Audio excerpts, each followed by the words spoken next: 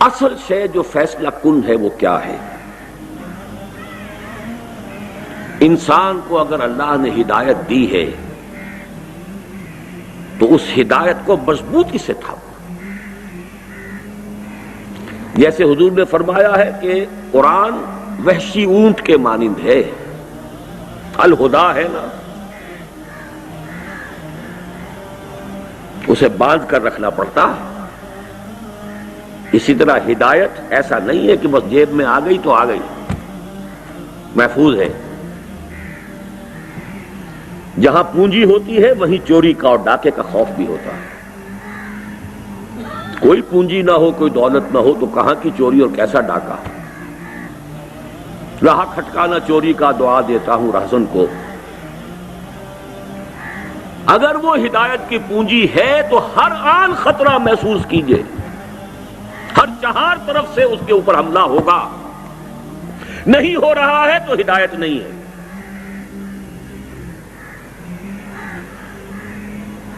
آپ کے والدین آپ پر حملہ کریں گے، آپ بڑے میٹھے میٹھے الفاظ میں کریں گے۔ آپ کے گھر والے، انما اموالکم واولادکم فتنہ یا ایھا الذین آمنوا ان من ازواجکم واولادکم عدوا لکم فاحذروہ۔ آپ کے دوست، آپ کے احباب بڑی خیر خواہی سے، بڑی خلوص سے آپ کو وہاں سے ہٹانے کی کوشش کریں گے۔ لہذا اس وحشی اونٹ کو باندھے رکھنے کے لیے مسلسل ویجیلنس، مسلسل احتیاط، مسلسل اس کے لیے اہتمام کی ضرورت ہے۔ ایسا نہ ہو کہ ہدایت آ کر ہاتھ سے چلی جائے۔ من کفر باللہ من بعد ایمانہ الا من اکرہ وقلبہ مطمئن بالایمان ولکن من شرح بالکفر صدرا فعلیہم غضب من اللہ ولہم عذاب علیم ذالک بانہم استحبوا الحیاۃ الدنیا علی الآخرہ وان اللہ لا یہدی القوم الظالمین۔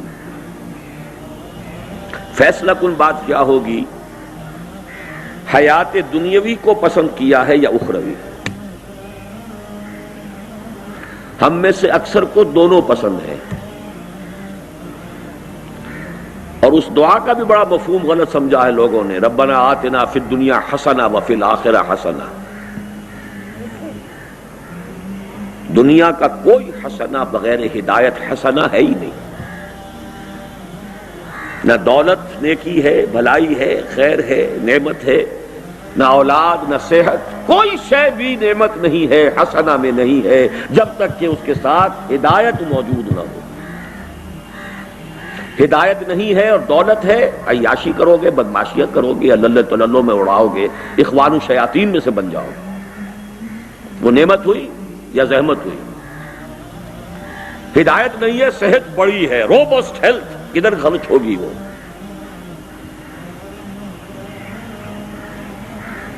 کوئی شے نعمت نہیں۔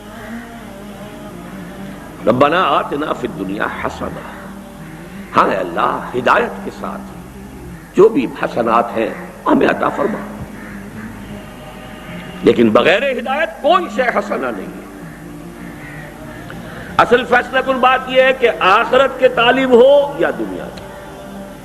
اگر اس میں فیصلہ نہیں کیا ہوا ہے، واضح فیصلہ، شعوری فیصلہ، تو قدم قدم پر واپسی کا، پسپائی کا، ارتداد کا اندیشہ ہے۔ ارتداد معنوی، ارتداد کسے کہتے ہیں؟ لوٹ جانا، پسپائی اختیار کرنا۔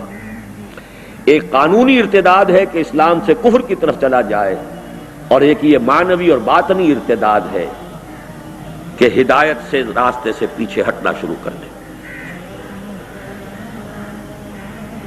ذالک بانہم آمنوا ثم کفروا ثم آمنوا ثم کفروا ثم ازدادوا کفرا۔ اور یہی بات آئی ہے فاما من طغی وآثر الحیاۃ الدنیا فإن الجحیم ہی المأویٰ۔ جو سرکشی کی روش اختیار کرے گا اور حیات دنیاوی کو ترجیح دے گا. بس فیصلہ کن بات ہی ہے، ترجیح کس کی ہے. آپ کی ویلیوز معین ہو جانی چاہیے. دنیا بری نہیں ہے لیکن آخرت کی کاسٹ پر نہیں. آخرت کے ساتھ سوکھی روٹی مل جائے بہت بڑی نعمت، اچھا کھانے کو دے دے اللہ. قل من حرم زینت اللہ التی اخرج لعبادہ والطیبات من الرزق، کوئی بری بات نہیں، رہبانیت نہیں ہے اسلام میں، لیکن اپنے فرائض کو ادا کر اپنی ذمہ داریوں سے عہدہ برا ہونے کے بعد اب اگر کر سکتے ہو کرو. یہاں مجھے وہ حدیث یاد آ رہی ہے کہ حضور نے فرمایا وہ جو 7 انسان ہیں کہ جن پر اللہ تعالی خاص جن پر سایہ فرمائے گا، عرش کے سائے میں جگہ دے گا. وَرَجُلٌ قَلْبُهُ مُعَلَّقٌ بِالْمَسَاجِدِ،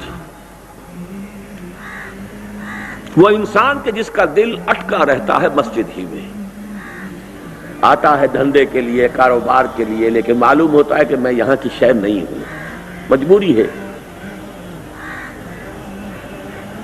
اور اس کو بھی سمجھ لیجئے کہ یہ کس دور کی بات ہے، جبکہ اللہ کا دین قائم ہو چکا ہو.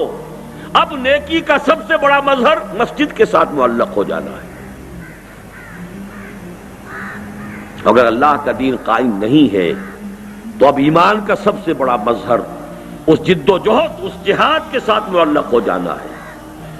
جو وقت اور جو لمحہ بھی اس کے سوا صرف ہو رہا ہے وہ گویا مجبوراً ہو، بالمکرہ بالاکراہ.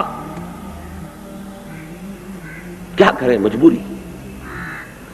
اس سے زائد اگر allocation of time, allocation of energies, اگر اس میں یہ نسبت و تناسب الٹی ہو گئی تو فلاح اور فوز ہاتھ سے پھسل جائیں گے.